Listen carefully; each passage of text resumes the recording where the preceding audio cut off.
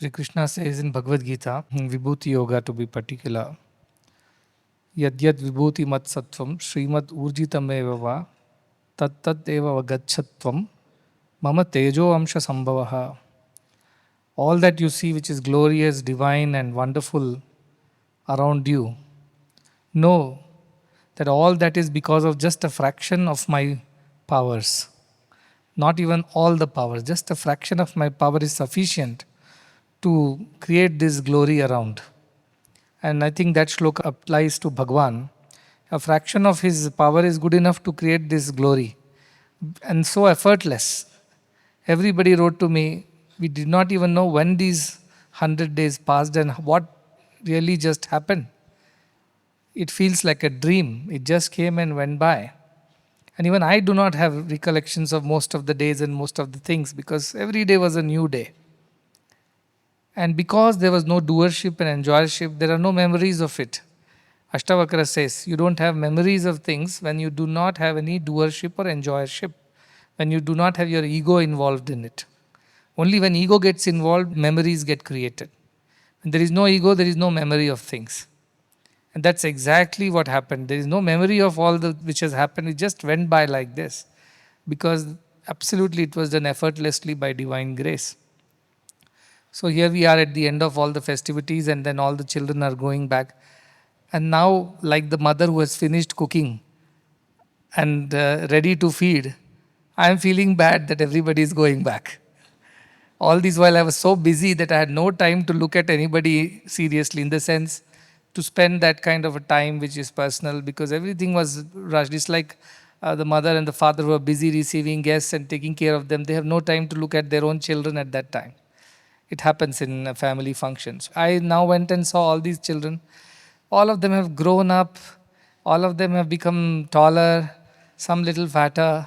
But all of them have, now only I am able to look at them because now my mind is free. Otherwise, every darshan was just a rush hour. Finish that, come back to the stage or do what is needed. Guests are here, VIPs are here, cultural programs are there, ministers are coming. I have to receive them, talk to them before, after the functions. I was extremely busy, so I really had no time to even look at their faces properly. When I looked at them, they all looked so nice, and I felt I had no time to even look at them, that they were all here and doing these many things. The same feeling I had when I walked around, all these children were here for 100 days, but I really did not have so much time to look at each one of them and enjoy them being here. And I'm going to miss that because all of them are leaving tomorrow. There is no time left, and then they are going for their holidays, and they have missed a lot of classes, though most of the classes were conducted during the times in between the programs, but then they need special focus to finish their studies, so they have to go back. There is no choice. I think that is how life is. But today only I am realizing because of my mind is free. Otherwise, my mind was so busy, like the mother cooking the food in the kitchen. If the child comes and asks for attention, in all probability, he will get a mouthful for disturbing the mother. Likewise, if anybody asked me for anything, I would not agree or not consent because I was busy. But now I am not busy, but they are not there. They are all going back. It's the irony of things. So also with devotees, all of them came. Many of them I could meet because every day he had a session after the or before the programs, so that at least I could see them and meet them. But for students, just once I could meet them in 100 days, quickly in large groups and during Dasara time. But after that, I never had time to see all of them. But I hope that I will find some time this year to visit the campuses and be there and meet them all and see them in their own place, if not here. But that would happen after some time.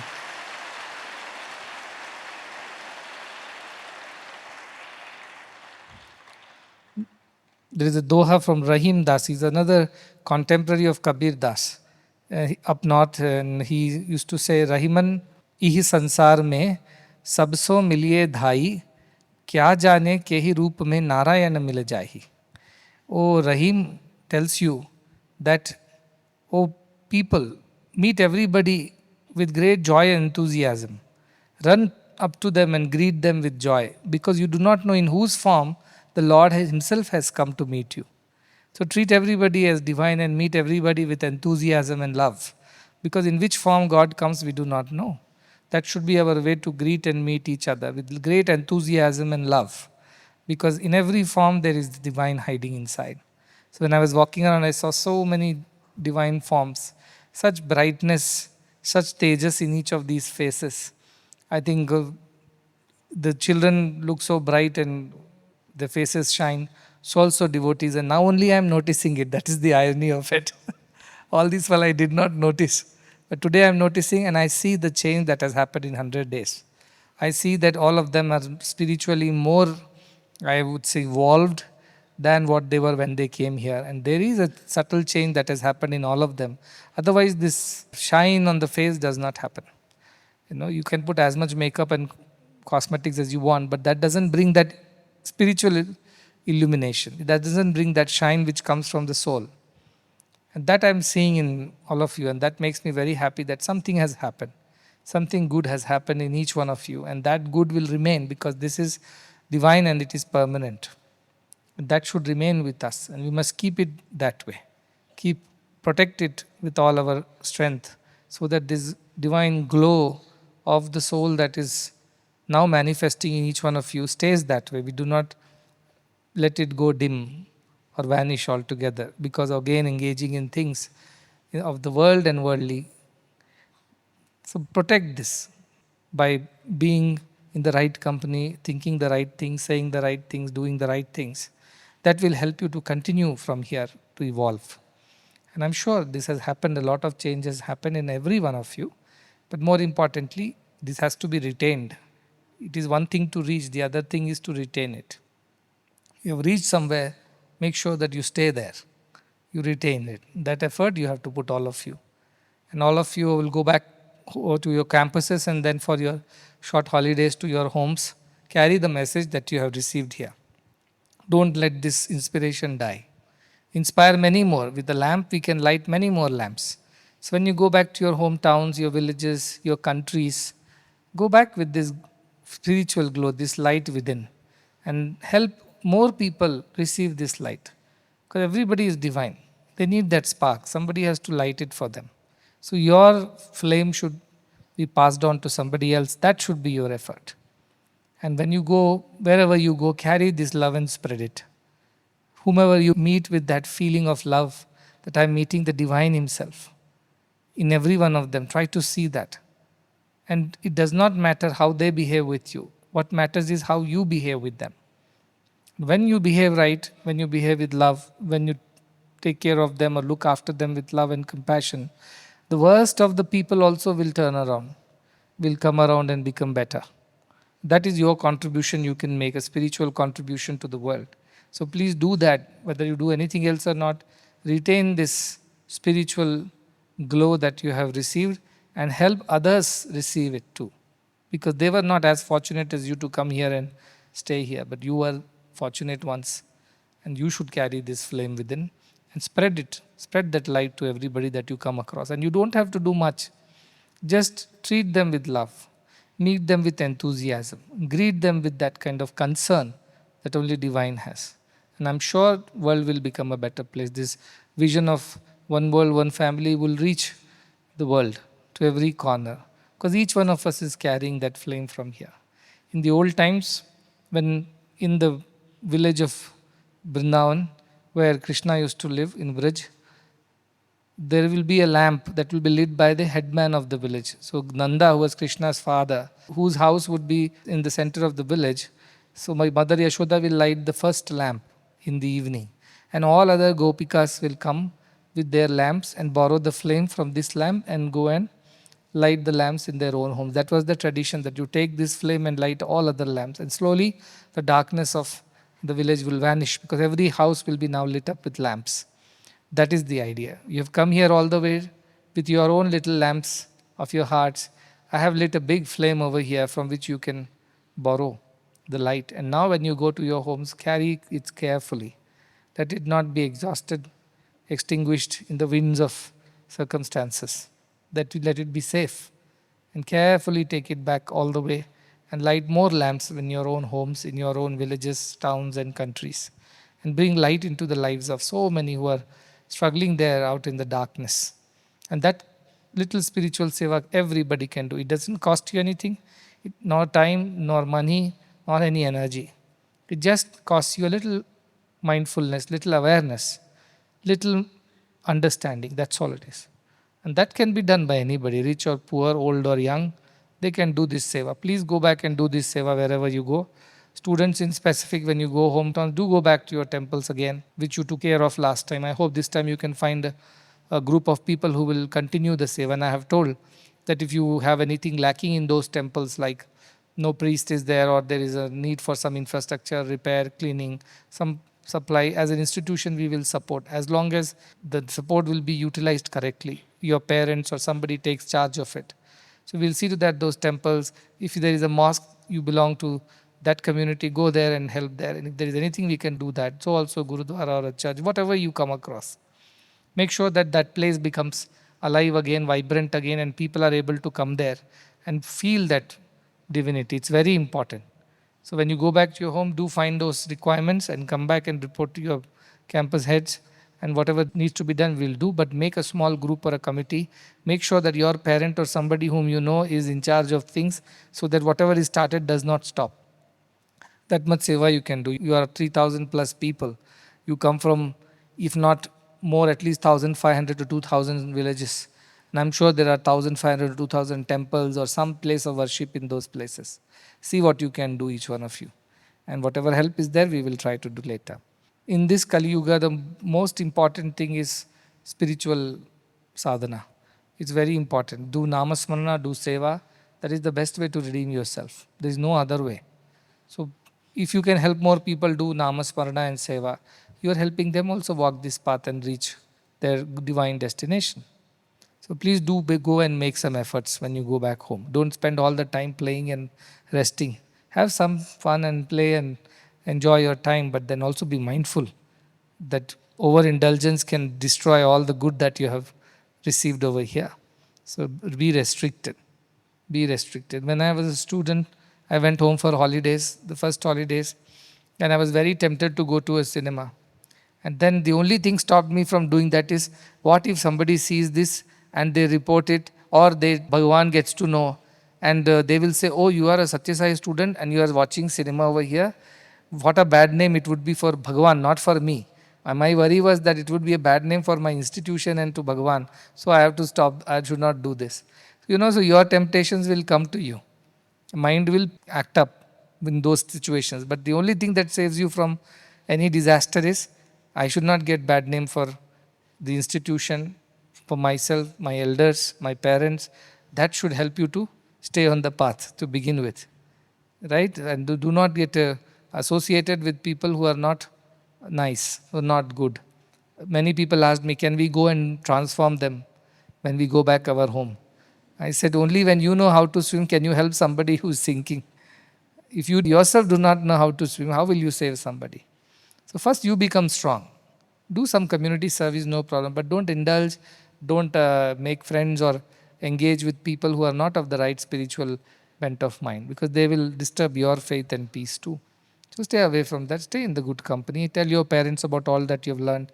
Now most of your parents, I think all of your parents know the system, they've come here, done the seva.